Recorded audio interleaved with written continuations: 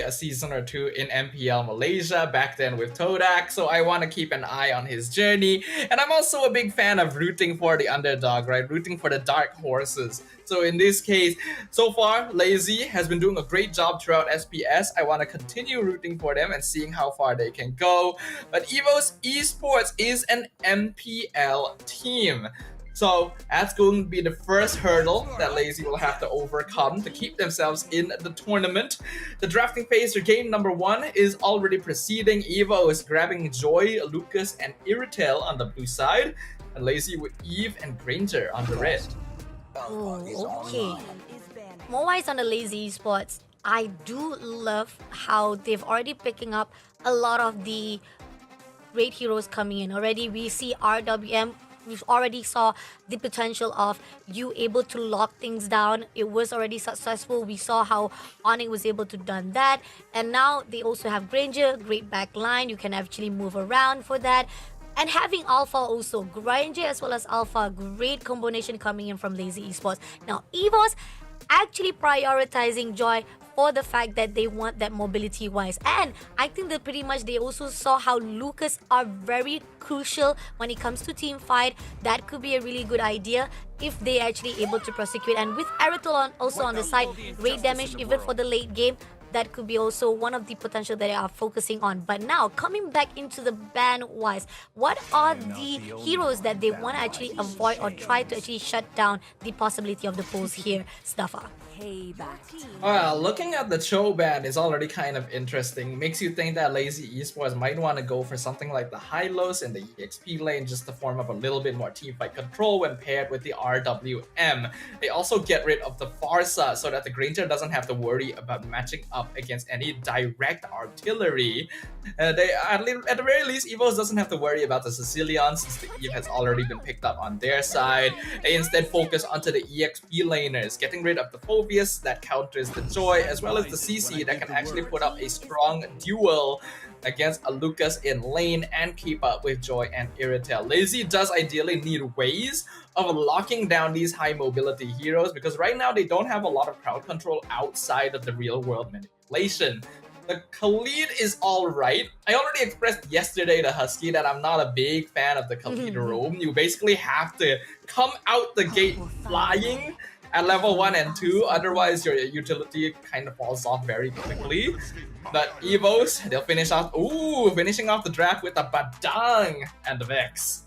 Oh, and I think Husky was talking about how he was actually looking forward for Badang to be much more popular here for the SPS challenge season.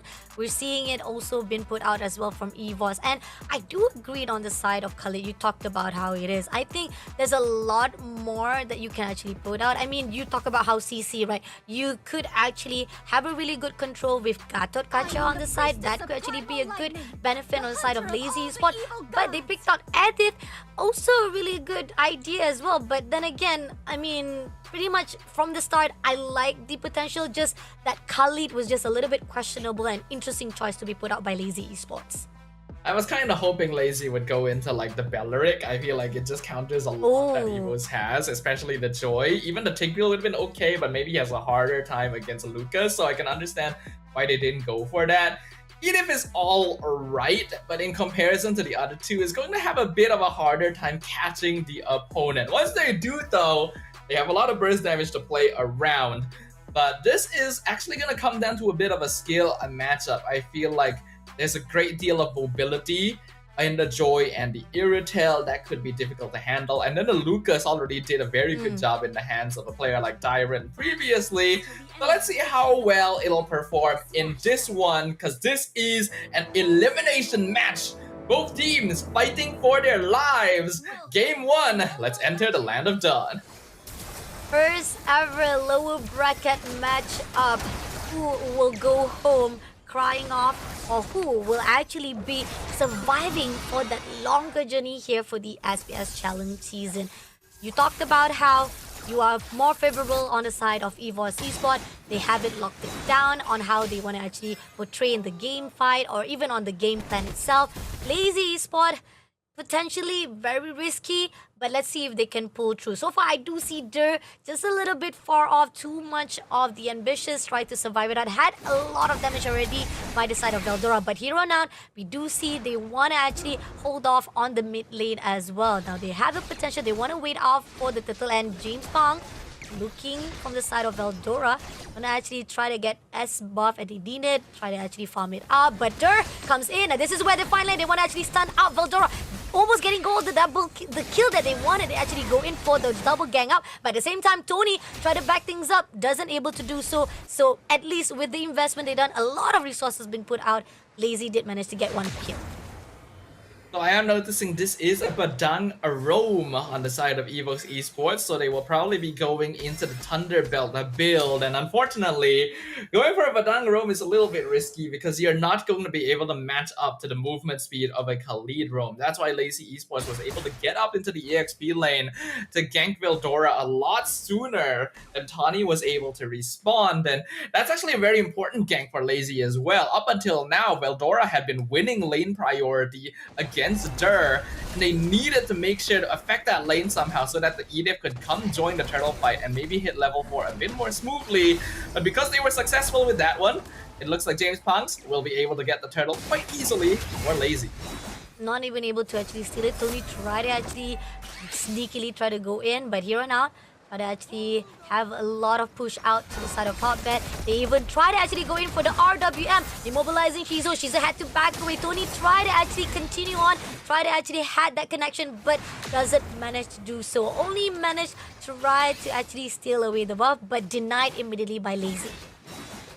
Shizo also had to use the flicker there just to make sure that Annabelle didn't suddenly turn around and get a free kill on him early.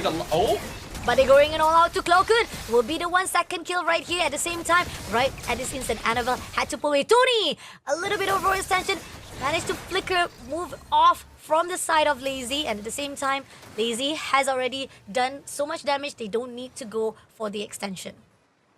So far, I am definitely liking what Pakbet is doing with this Khalid Roam. You can see even making sure that Nikki cannot safely recall back home and keeping him in place for the rest of the team to come in. Flicker Raging Sandstorm. Nikki, oh my god, but no, the overextension being done. Annabelle will be able to get the double kill. Oh, needed for the trade-off by the side of EVOS Esport. Crazy stuffer.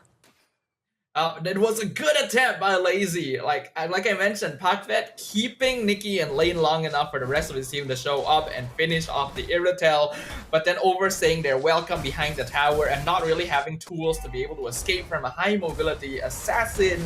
Annabelle comes in and gets 2 kills for himself. That is actually a really bad gold injection for Lazy Esports. You never want to give the Joy the lead like this, especially when you're playing on an alpha yourself.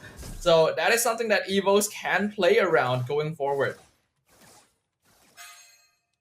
And we are seeing how Team EVOS did manage to actually turn things around. Annabelle made it that double kill. That's what they needed coming in from EVOS Esport. But now they're going to actually try to contest that turtle for the second one. You see, Lazy was able to get away very quickly, but EVOS is not going to allow it for the second time.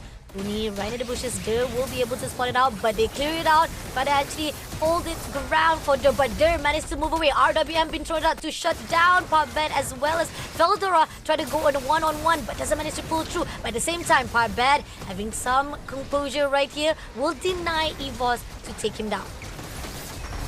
Very well played by Lazy there, actually keeping themselves composed like you pointed out. Pakbet being able to tank a lot of damage with that quick sand guard. The Raging Sandstorm actually initially missed. It didn't really contribute too much to things.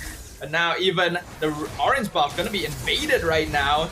Looks like Annabelle still able to secure it, not even having to use the retribution. Lazy rotating over to the bot lane. Oh, Pakbet almost close enough to actually get the hit that he's needed, but it's not gonna be easy. As we see, Tony did manage to survive it out, but it seems that we might actually go into a technical pause right here into this 5 minutes of the game itself. We're gonna let off EVOS Esport as well as Lazy Esport to settle things out off the screen itself. One hoping that it will be able to be answer or even settle off as quickly as possible. But in the meantime, EVOS, Lazy Esport, had a really good run coming in from the start itself. Lazy Esport, they know what was to be done. They were actually very, very ambitious. They were actually very proactive on the run itself. Not even a step that was done by Team EVOS itself that denies them to actually get that first turtle. And even the second turtle, they actually try to contest it out, still in the favor of Lazy Esports. Lazy has a bit more sustainability to play around here with that quicksand guard. And as long as they're able to bait out a lot of the cooldowns of EVOS Esports in advance, then it allows them to play for a slightly longer game. They do have solid teamfight control with that RWM, and then the Granger just melting them away from the back line, but not quite enough items yet to really efficiently dispatch their opponents. So EVOS Esports does still have some openings to play around themselves. Ideally, they don't jump the gun too much. They want to be playing a little bit closer together so that their damage actually connects between the multiple members, and they're able to delete members of Lazy before they can start healing back up with that spell vamp. Okay, so far, I feel like both of the teams have a really good respawn. The pull and push coming in from both sides are doing well. Lazy Spot has a really good composure, but now we're back into the game itself. Still numbers coming in from T to 2. Economy-wise, Lazy Spot is still in the lead with 1,000 plus points going into their side. Now, EVOS, they will try to actually get a hold of composure, get the buff they needed, farms it out, and it seems that we do see Hotpet is being left off to roam around freely, and this is giving a lot of information that is needed for Lazy Esports. I mean, it's exactly what a roam Khalid should be doing, taking advantage of his mobility and sustainability to keep an eye on how the map is rotating so that his team can make the most use out of that information. The first item is going to be completed on most of the cores at this point. Both teams going to be slowing things down just slightly. So far, still not really seeing the value of this Badang roam. I hope we get to see a bit more of it later on, but a big rotation from both teams to the bottom lane. They're eyeing this tier 1 down here. They are trying to actually figure out, can they actually find an opening? Tony is gonna deny it. Popbet just finds a way to actually just to at least bait out EVOS Esport. Clears out the minions, but will be denied immediately, and Lazy Esport just a push and pull right here, just try to actually bait out, but Lazy Esport is also a little bit hesitant. So the third turtle is coming up here, and they're gonna actually try to get it for themselves. Now Veldora is in the scene, will get the info they needed for Team EVOS. Hotbet is just roaming around. Let's see who's gonna actually go in for the opening. RWM has already been opened, Dirt also shutting down, but had to be flickered away, had to move away immediately, but Tony will be the first one to be the victim of EVOS Esports. Very quick movements here from Lazy Esports, and the Badang once again being targeted.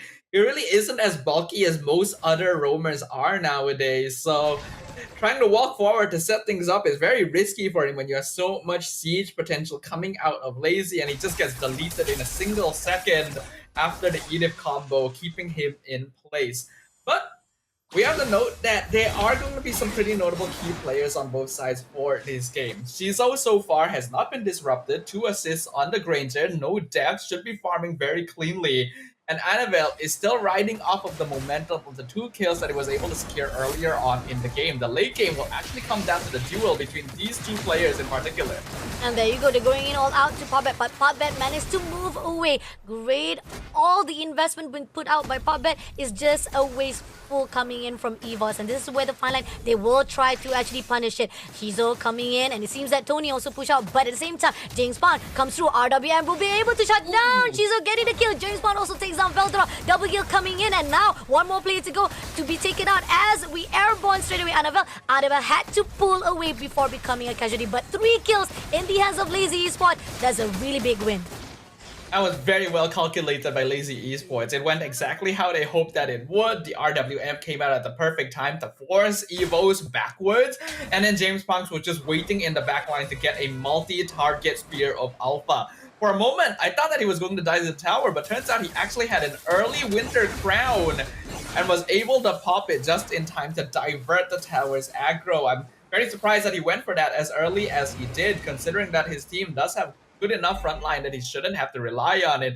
But it ends up being very worth it in that particular situation, as it instantly doubles Lazy Esports' goal lead up to around 5k.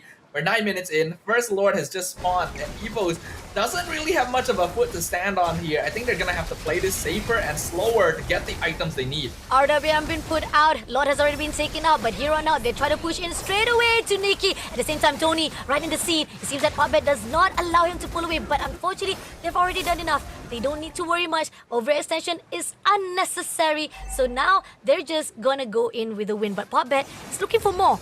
Trying to go in for a fight with Cloakun.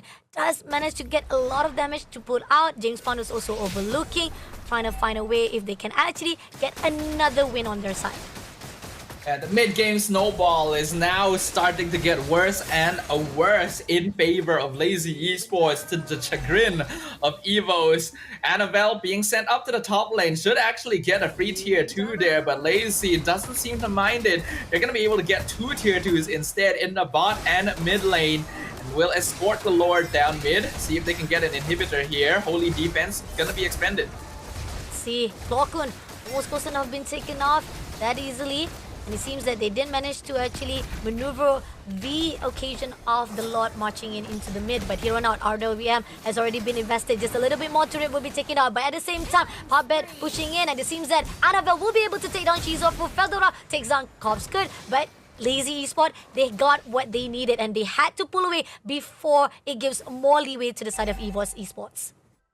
But now Annabelle is actually going to start becoming a problem. That's even more gold injection into the Joy. Lazy, I think, did end up getting a little bit lazy there. Got a bit overconfident that they could keep pushing into the base. Forgot that Annabelle was on the opposite side of the map and could come in from any angle.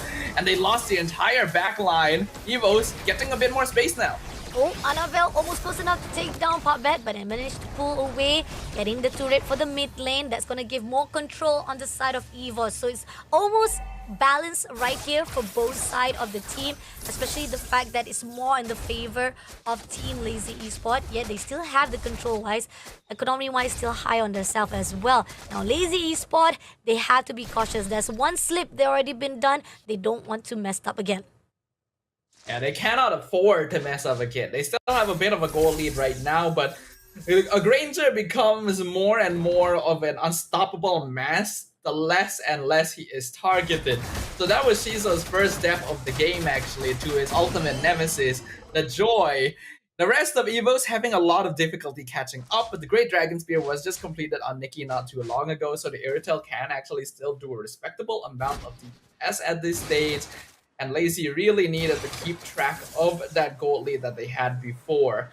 And they're trying to play a bit more aggro, taking control over the top river side, since they know the Lord is going to be spawning up there, should be able to shut out the wave. And this is a pretty important objective for EVOS to contest. They only have 2 inhibitors left standing, and they're going to end up losing both of them if they're not able to stop Lazy from taking this Lord. Let's see, they even try to actually gang up to Annabelle. They will literally try to shut down Annabelle first so that they can have more composure on their side. Here trying to tease off Lord first of all, and then Veldora is overlooking. He's finding a way to actually go out for the fight first, and it seems that so far they haven't actually tagged off anyone. Shizo doing some damage to Veldora as well, and it seems that they're going to go all out here. Dur will be able to pick up RWM, have already clears out, at least shut it down. But Cloakun managed to take down James Bond. But Popbet in the scene right here, Dur did manage to take off Veldora.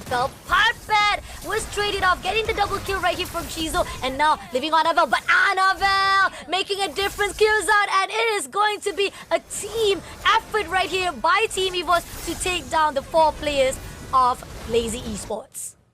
Yeah, I had a suspicion that Annabelle was going to start becoming a problem, and I think Lazy Esports really should have considered things a little bit more there. It's fine to engage on Tawny if you're able to remove him quickly, but you're doing it without considering the positioning of the rest of EVOS. Not only did you take a massive amount of burst damage from Cloakun instantly, you had no idea where Annabelle actually was in the team fight, and because of that, it's difficult for Shizo and Chobskut to make sure that they are safely positioned so that they don't have to worry about it. Annabelle could just take his time, wait until the rest of his team had bought the space necessary for his cooldowns to come back up, and then re-enter when there was no longer any CC for Lazy to play around. I think Dur needed to stay a little bit closer in as the final survivor to at the very least offer a body for Shizo to hide behind, because now EVOS have the Lord. They should be able to do some good damage with this. A lot of advantage coming in because of the Lord with the economy wise as well. Clears out the Lord, but a lot of damage. Almost half life of that turret has already been depleted, so they gotta be careful. Clears out all the waves first of all, but at the same time Team EVOS is on the lookout, and Lazy, they have to be cautious. Now looking scene, we do see that Blockhood trying to find a breakaway right here, doing some damage as well, and Team Lazy Esport just trying to find a really good distance, just taking care of the gap, denying EVOS to come in or see any kind of loopholes. Lazy Esports don't have to worry too much yet. A 2k difference at this stage is not too bad of an issue, and Shizo still scales very well into the late stages. But he has already died twice in quick succession, so even if he is at the top of the damage leaderboard, it doesn't really matter if he's not able to safely deal with Annabelle. His joy is 5-0, and while Lazy had been doing a good job of taking fights quickly enough that he wouldn't become an issue earlier in the game, now that we've reached the late game, 15 minutes in, they generally have to keep track of his position at all times and make sure that electrifying beats is expended early. Otherwise, there is no way that Shizo can actually safely participate in the team fight. Let's see if this is going to be the case for Team Lazy Esports.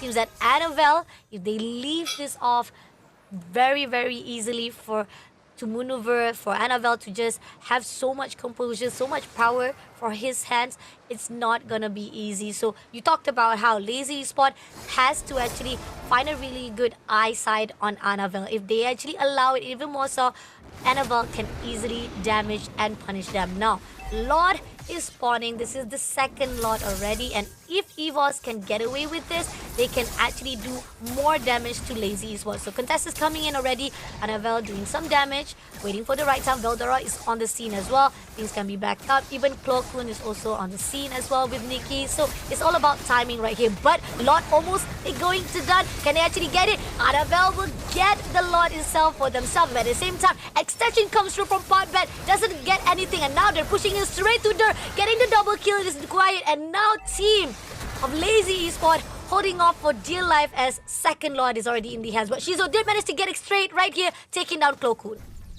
Well, taking down Cloakun will help a little bit, but I'm not sure how much. 20 seconds before the rest of Lazy Esports comes online, and the Lord is pushing up top lane. EVOS Esports took very good advantage of the mistake being made right there, because they kind of jumped the gun, tried to initiate the fight onto Veldora before Chokeskirt or Shizo was ready to follow up on it, and then they got dismantled. Now Lazy will have to try and hold on. Oh, coming in right here. They are pushing in. Lord's already marching, but they are not actually trying to go in straight to the crystal territory. They've done their job. They are taking it a little bit slow off. They don't want to push in too much. With a little bit of discipline coming in from EVOS Esport to actually have more composure, and they're allowing this more time for them to just ban out and have a really good formation to fight off with Lazy Esports. Lazy cannot be the ones to start the fight. They need to force EVOS to waste cooldowns before they themselves engage. Their main front lines have already dropped off. They don't really survive long enough to buy space for Chokeskirt and Shizo. And they're still not really having any way of keeping track of Annabelle. We're gonna once again take a bit of a pause to make sure that the players are not dealing with any technical difficulties so that they can play the game smoothly. Because after all, their lives at SPS are on the line right now. You know for a fact that if connection is a biggest enemy inside your tournament, it is a crucial point that you need to be aware of. I mean, if you are fighting with not just fighting with the enemy itself, you're fighting with the connection, it will alter all of the destiny that you are trying to create in the history of SPS challenge itself. So it's really crucial to have that steps and to make sure that they'll be able to fight off evenly or even smoothly into this lower bracket. Now, going back into the decision making that Lazy Esports has done, there's a lot of hesitation that I see that could have been done by them, that could have actually be able to change things around, because the first lot already we see that Team EVOS Esports was able to control so much of the speed of this game that Lazy Esports was not able to do so. Yeah, Lazy is starting to get a little bit desperate, and I feel like this is a similar thing that happened to them in their match against a Blacklist as well. They started trying to force things unnecessarily when they had other factors that they could maybe consider to turn the game around. Whereas EVOS, they reached a stage where their composition kind of pilots itself a little bit. They have a good amount of CC, their bulkiness is not too bad, and even the Badang, who had been kind of targeted heavily in the early game, has actually built up some items. So bullied is the correct word. He's actually got items now that allow him to survive and apply the CC needed before going down. Lazy needs to take this step by step. They need to refocus their thoughts and identify who the main issues are going to be. It is perfectly fine to try and target Tawny or Veldora to take them out first, but you gotta make sure that the team is not close enough to follow up. Otherwise, you are the one spending resources before you're ready to fight. And the fact that Annabelle is always there to actually clear it out or even connect the dawn at the end of it all, even though they have to sacrifice Tony, Annabelle will clear things off, and that's where. And we do saw how, no matter how much they try to actually make sure that Klokun shut down the opportunity of the deadly grabs, the eternal guard, it's still not enough, because Lazy Esports still is easily as possible can be picked out by Annabelle, and this is where the fine line that Lazy Esports are having a little bit of difficulty. But going back into the game here, we do see there's a lot of the efforts right here being imported or being invested by Lazy Esports to clear off all the waves, and it's giving a lot of the freedom for EVOS to farm things out for themselves.